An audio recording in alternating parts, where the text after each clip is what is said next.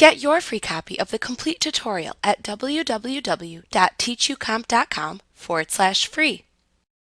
The activity feed is a record of everything you and your teammates do in Microsoft Teams. It consolidates all the activity from your different chats, calls, channels, and teams into one place.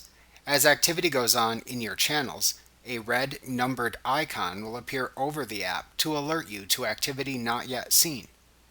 To view the activity feed, click the Activity button in the app bar. Activities that have not yet been seen are marked in bold. The activity feed displays to whom the activity is linked, what type of activity it was, for example app mentions, likes, replies, etc., and when and where it happened, such as a chat, channel, etc. You can filter the results by clicking the drop-down at the top of the pane to select from either Feed to see all activity or My Activity to see only yours.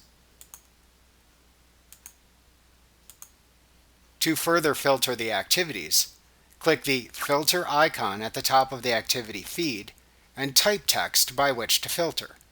For example, you can type someone's name, and any activity matching that criteria will be automatically displayed in the activity feed. You can also click the More Options ellipsis in the Type to Filter field and then choose an activity from the menu.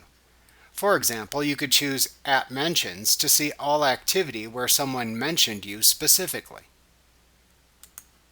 To close the filter, click the Close Filter button. To view an activity in the place where it happened, click the activity to view the details, which are then highlighted in the pane to the right. To flag a red message for future reference, hover over it, then click the More Options ellipsis to the right of the activity, and select Mark as Unread. Like what you see? Pick up your free copy of the complete tutorial at www.teachucomp.com/free.